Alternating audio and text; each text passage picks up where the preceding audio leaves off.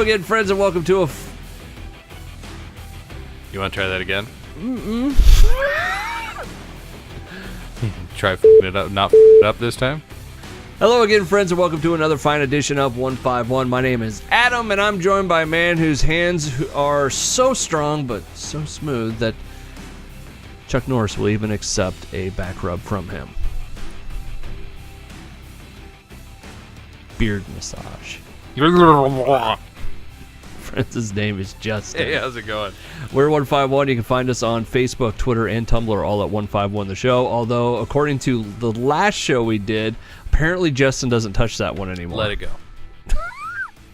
You couldn't remember it for like the first 6 episodes we had it, and now you won't let it go. Now you can't forget. You were like, hey, Tumblr's my world, man. Hey, baby, don't worry about it, man. I never said Tumblr's my world. This is the one I know. Hey, I like doing this. We weren't being followed. Let it go. I do Twitter and... I have... Let it go, man. Let it die. So, don't know Tumblr anymore? Sometimes well, we still have the account. Don't get me wrong. I don't know what's happening on it, but whatever. They're all at 151 The Show. You can subscribe to our Podbean, iTunes, Stitcher, and YouTube channel.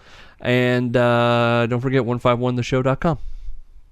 We're also presented by Skeleton Vineyards. Yes. What's their address again? skeletonwine.com. There you go. And they are on Facebook at Skeleton Vineyards. So yes. All the information for all those will be at the bottom of the page. We begin the show today completely unprepared.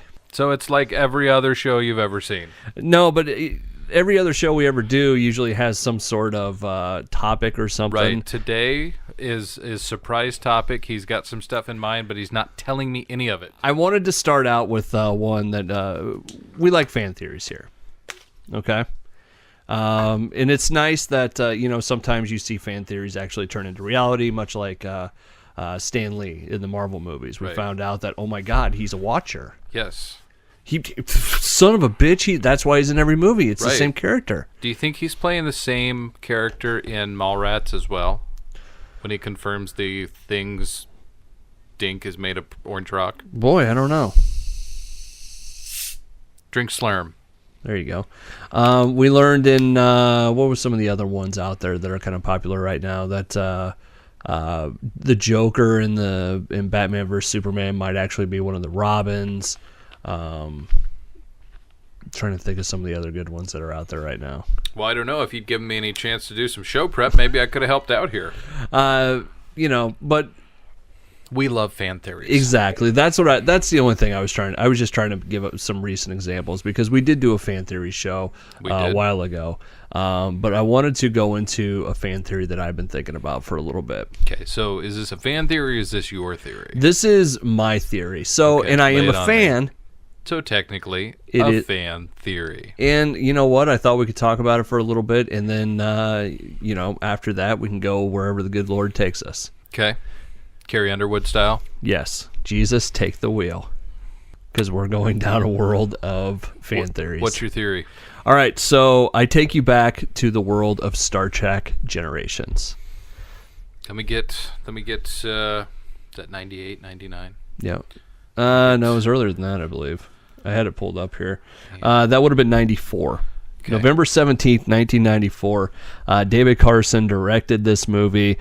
Featured Patrick Stewart, William Shatner. I was sitting in the Creston, Iowa movie theater as I saw that bottle come across the screen. Okay, I'm there. Okay. My theory about that. Bill Shatner's a... I already know that. Oh, okay.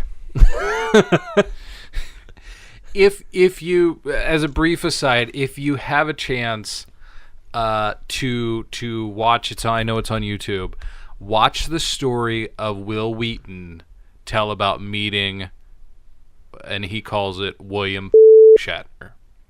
It's like 25 minutes long. Was it a good meeting or a bad meeting? No, it was bad. Really? Gene Roddenberry had to get involved. Wow. Yeah.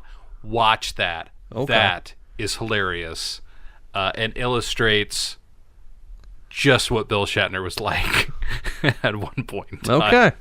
Awesome. Okay, so anyways, going back to Star Trek Generations. 1994 Generations. The first of 4 Next Generation movies. Right. Where do you rank that in those 4? Just out of curiosity. In those 4, probably second or third. Okay. I don't think it's a bad movie. It's got some kind of clunky parts Right. to it, but it's Right. For me, it goes First Contact, Generations, and Nemesis are tied, and then Insurrection. You know what? Nemesis would be a really good movie if not for the mental rape scene. Right. You take that part out, that movie all of a sudden turns into something a little bit different. That movie for me has been ruined ever since you pointed out when Riker throws that guy down the shaft. Where does he go? You're at the bottom He of the falls 6 feet. Hey, you okay? lands with his back on something. You ruined that movie for me. I'm sorry. But anyways, going back to the movie Star Trek Generations. Yes. In the movie, they wanted to get rid of the Enterprise. They actually used an effect, and I didn't know this for a long time. The saucer section crash landing on the planet was something they actually wanted to use in the series. Yep. Never got to it. They wanted to use it in the Descent story. Yep. With Data and Lore and the Borg. My theory is, now that we're 6.5 minutes into this thing, Okay. the destruction of NCC 1701 Delta was an inside job and planned.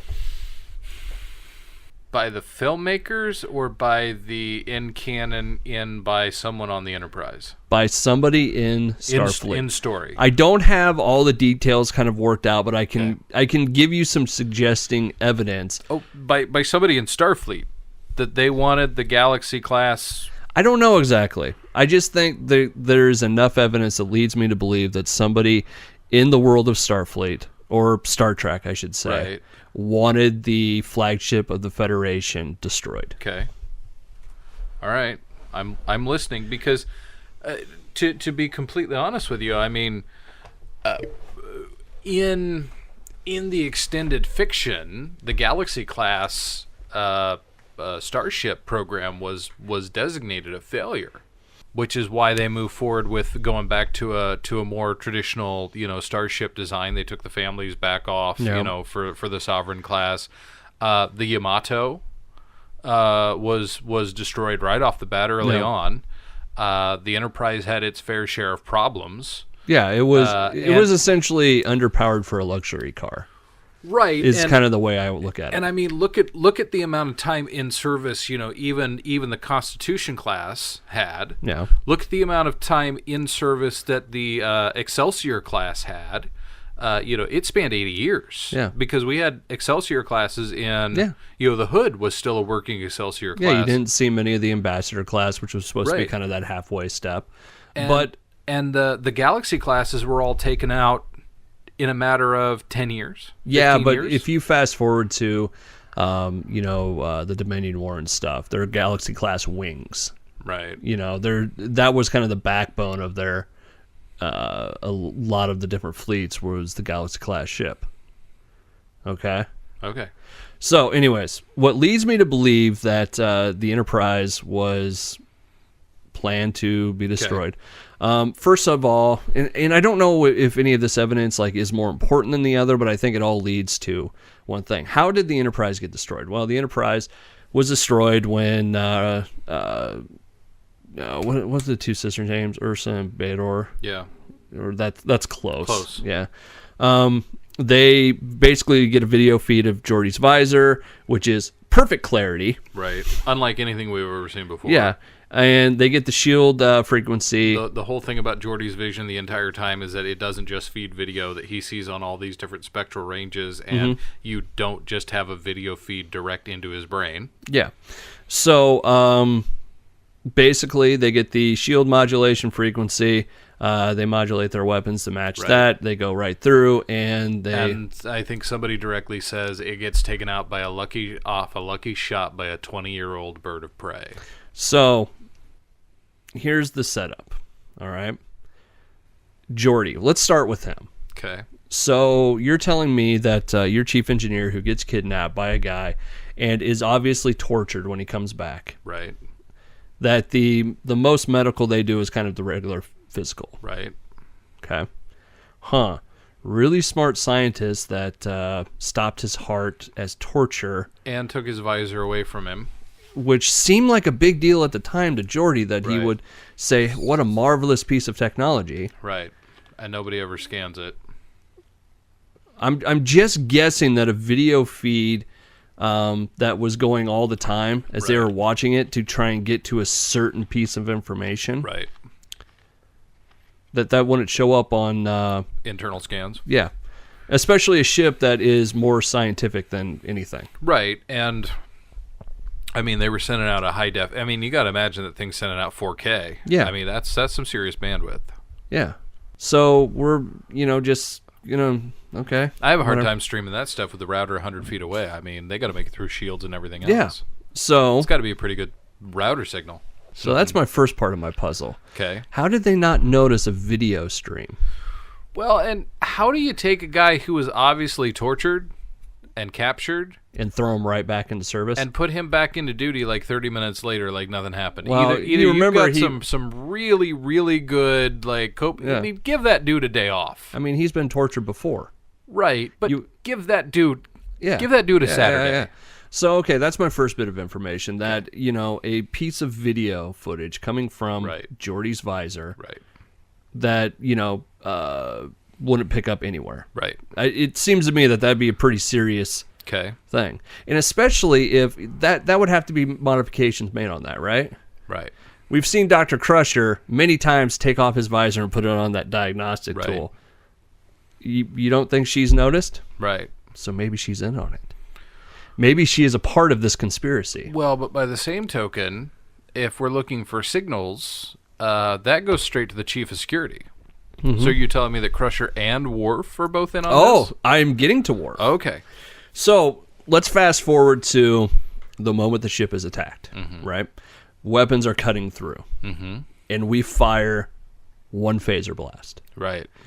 On a ship that Picard, right before that, had said they're trying to figure out if a 20-year-old Klingon bird of prey is a match for the Federation flagship. Right. A flagship that just underwent a major refit, which I never knew about it until Voyager, but there's actually a cameo of the Enterprise in Voyager. Is it really?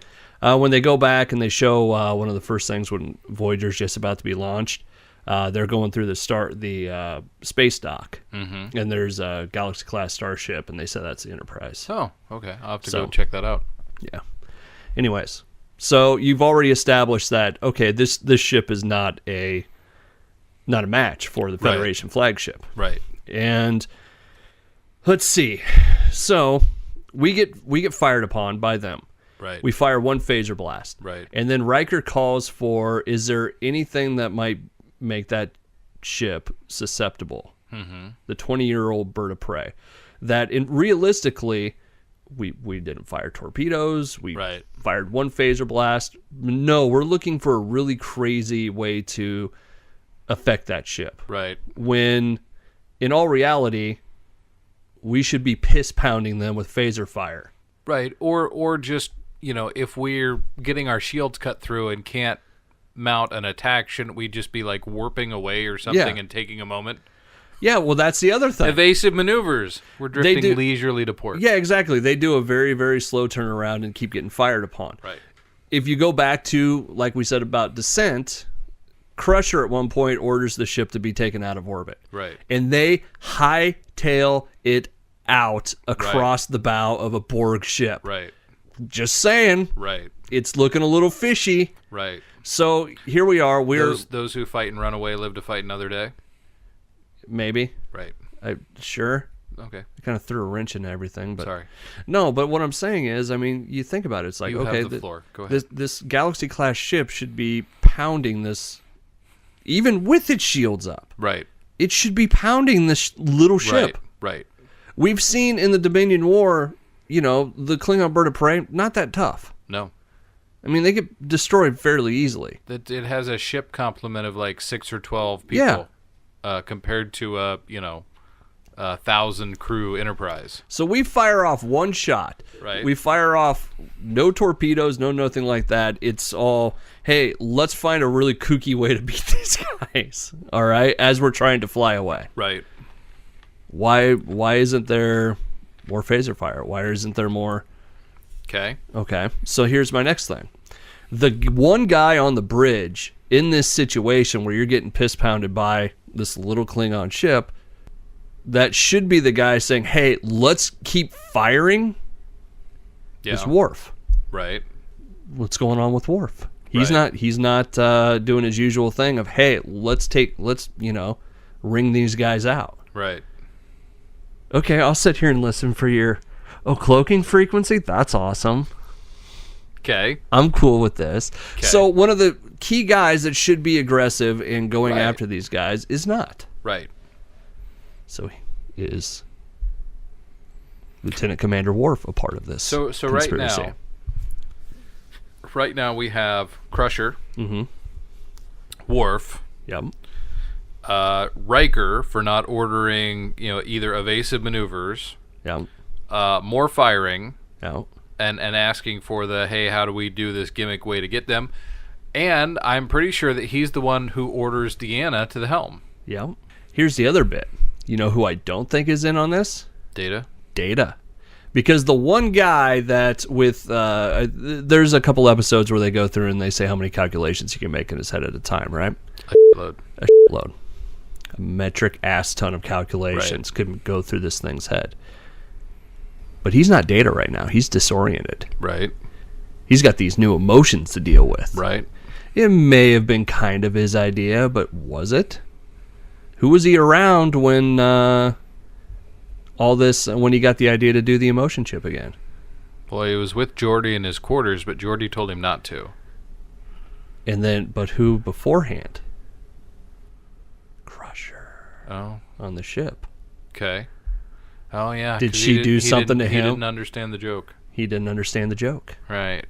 So he puts this emotion chip in, and next thing you know, hey, Data, we need a really crazy way of doing this.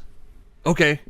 All his calculations are now pointed at crazy way. Got to make Riker happy. Okay. Yes, there is a way to do it. I got to do some serious modifications over there.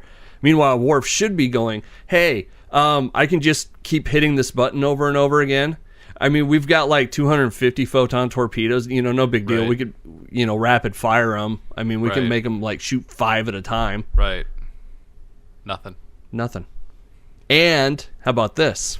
So Another part of this, okay. real quick, before you get to that. The one guy on the ship that's pretty confident that the Federation flagship can defeat a 20 or 30-year-old bird of prey, Captain Picard, It's down on the planet, not on the ship. presumably missing, caught in the Nexus, possibly dead. So, do you think Riker said, "Screw this. If I'm going to get command now, it's going to be a new ship, not this old POS Galaxy Enterprise. I don't know. I'm going to get me a new Sovereign class out of this." I don't know. But it's interesting when you put it together like that, isn't it? That there are a lot of things happening to make the Federation flagship. You know what I think it is? What? I think it's all those creepy little crab things that we haven't seen since season 1. Oh, Booyah. you could be right. You could be. But I mean, you start putting all this stuff together, and it's like, wow, people aren't acting the way they usually do. And there's a lot of things going on that maybe we were trying to get rid of this ship. Maybe Ryan Johnson wrote that movie script. And we Maybe didn't so. notice. Maybe so. I don't know. I just at some point I got this idea that it sounds like to me the Enterprise D was destroyed for a reason, not because it was beat by a little Klingon bird of prey. It's like that whoever was telling the story had that as a subplot and didn't actually care about telling a good story. Yeah, probably more like that. Yeah. But I agree with you. Yes, that It makes it more interesting, It right? makes a lot of sense. You're right. There is a breakdown in every element of that situation and that fight. And going back to LaForge, even though I'm not sure if he's in on it You think or he's yet. an unwitting pawn? Well, it's like, okay, they're cutting through our shields. There's probably a handbook around there that are like, okay, people are cutting through our shields. Here's the first 3 things you should do. I'm pretty sure after the Borg modulated to the shields that they had a rotating shield modulation. Yeah. Based on repelling Borg technology that at one point was integrated into Yeah. the standard shielding package, which seems to have been lost. So, okay, there's that part. That should be, that would be my first thing. Hey, they're cutting right through the shields. What should we do? Let's hit the big red button for when the Borg show up and start cutting through our shields and modulate shield frequency. Yeah. I mean, I'm pretty sure I've heard the order to modulate shields given on that bridge. Yeah. And we've seen it where the shields right. Go get all wavy or something. Right. I don't get it. To me, it feels like somebody was planning the destruction of the USS Enterprise. Yeah. Maybe they needed to get the Galaxy class out of the way. Maybe, but I mean, if that was the case, then why does it show up so much later on down the road? I mean, hell, even in a couple of the books, Ben Sisko takes command of a Galaxy class starship. Right. He starts. He's the captain of the USS Robinson. Yeah, I don't know what the reasoning for it might be, but I feel like there's a conspiracy here. Like Section 31 could be a part of this. I see. You don't know what to say at this point. I don't know what to say at this point. I think you've made a valid case. I don't understand what the motive would be. Yeah, I don't. That's the one part of this thing that I don't. Other than, hey, we want to make way for a new starship in our movies. Right. But because the E was so much cooler than the D. Oh yeah, it's a great ship. Right. The Sovereign class starship. The only thing that, and it wasn't until you pointed out here a while back, I was in my head had it in mentally that the E was a bigger ship than the D, until you actually lay them out. Yeah. And the D was a lot bigger. Oh yeah. I mean, the D was huge. It was gigantic. I mean, and it wasn't that much longer, but the girth of the D was very, very surprising. Oh, it's so great. It was very wide. The D was. Yes, it was. I had read that took you by surprise. Kind of took your breath away if you weren't expecting it. Yeah, really. That a lot of the interior space of the D was empty.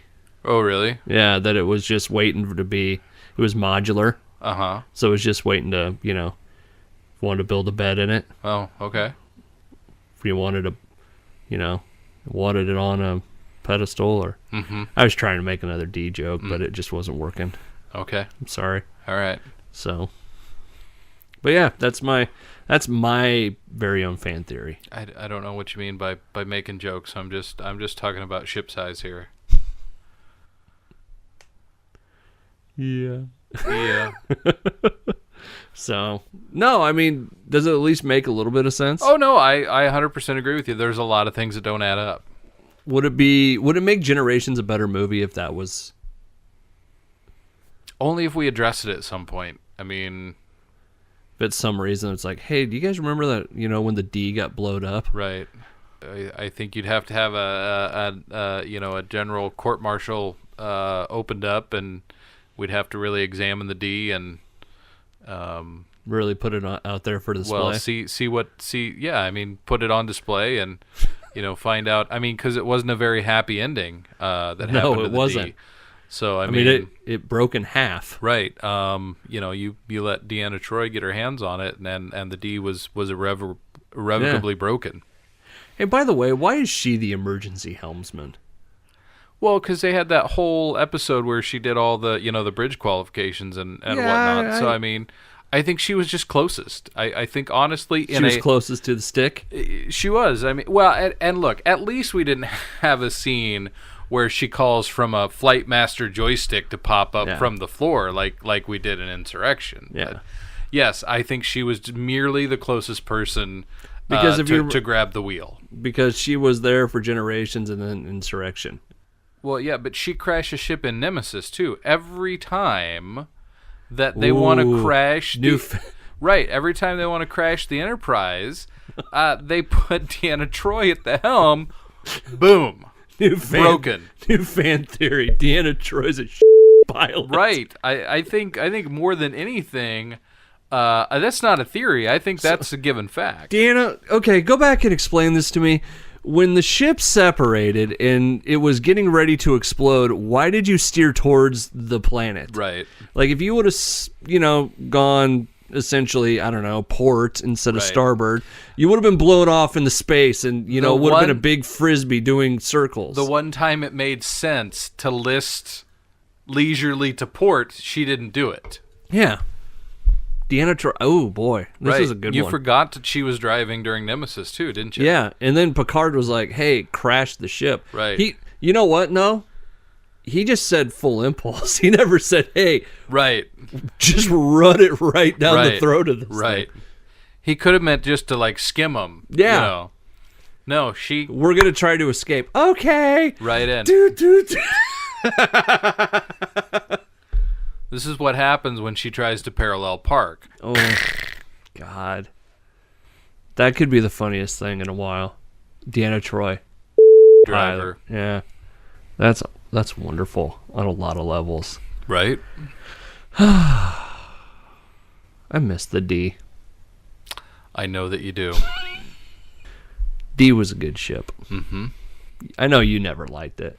No, I've never been a big fan of the D. No? No. Even when it got refitted? Nope. I didn't care the way it fit or the way it refit. Huh. That's too bad. I think you're really missing out on the D. Nope, just not a fan of the D. Huh. What if I went and got the D over there and just rested it on your chest? Well, really gave me an up close personal look at the D. I don't think that I'd like the D any better. I think you would. I don't know. I just don't think that. I mean, it's easy to grip, right? Because it's got that neck, right. Yeah, just not a fan of the way just not a fan of the D. Huh? It's luxurious. True. Oh, this is bad, isn't it? And you were worried we weren't going to be able to get enough information, enough of a show out of this. Enough in. Yeah. Enough of the D in. Yeah. Yeah, I think we got plenty. A happy ending to the show, so to speak. All right, friends, that's going to do it for us. We're 151. You can find us on Facebook, Twitter, and Tumblr. Oh, wait, sorry, no Tumblr. Shut up. All at 151 The Show. We hope that you subscribe to our Podbean, iTunes, Stitcher, and YouTube channel. You can also find us at 151theshow.com. That'll take you right to the Podbean page. If you like the D, and we know that you do, you can go to Justin's website, bigdinmyhand.com. We're presented by Skeleton Vineyards. You can find out more about them on their website, skeletonwine.com, or at Skeleton Vineyards on Facebook. Want them to have a Twitter page. Right. Not so much a Tumblr page, but a Twitter page. Yeah, Tumblr bad, Twitter good. Yeah, apparently. When you don't even try. Oh, yeah, I've been posting a lot and reposting stuff. And then I started looking at the stats, and there was 0 people following. Well, you gotta fight the good fight there, man. I'd rather no, you gave up. That's what you did. Admit it. We just the efforts needed to be focused on the and not the tumbling. That's dirty. What? I can't believe on a show where we would talk so much about the D that you would. What isn't that what you do on Twitter? Don't you tweet people? This is how we get barred from other things. Yeah. All right, with that, it's time for a shameless plug. Cue the music.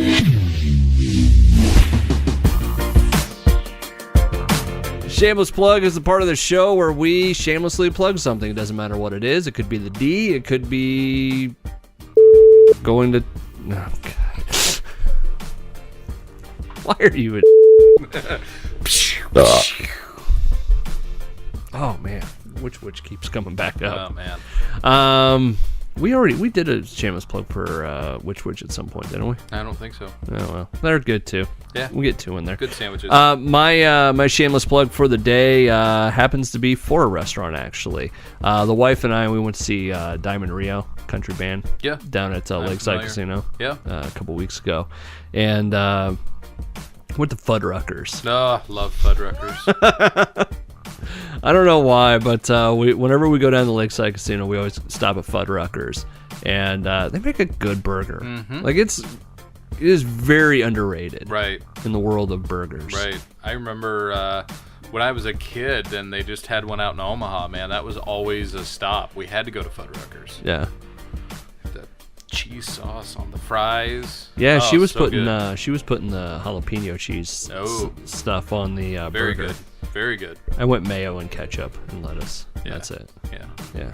I'm just a simple guy, but god damn, juicy, good. Mm-hmm. Good times. Yeah. So Fuddruckers, thumbs up burger. to you. Thumbs up to you. Probably my one of my top 3 burgers in West Des Moines. Really? Yep. Five Guys, Bebops, and Fuddruckers. Bebop's is really good too. Yeah. Now, when you go to Bebop's, do you get the chili? No. Try getting the chili and dipping the burger in the chili. Thank me later. Okay. I'll give it a shot. I mean, you won't trust me with the D on your chest, No, but no. you should You're- trust me with the chili. You're blaspheming in my burger church. I mean, a burger, the only thing it needs to be on a burger is cheese, bacon, lettuce, tomato, mayo. Do you ketchup. need bacon for it to be a good burger? Well, no, you don't have to have the bacon, but I mean, those are the only things that should be allowed on it. I'm telling you, try it. Just get a cheeseburger, Okay. get a cup of chili, dip right. it in, and eat it. It's wonderful. Okay. It's wonderful on levels you can't imagine in your mouth. Okay. Can't believe I set you up like that and you say nothing. Nope. That's good times. Right. You should try Five Guys in your mouth is what you should try. And on that note, thank you for listening, watching, and subscribing and all that. Justin's going to go play with his D. You can see it right behind me. Right there.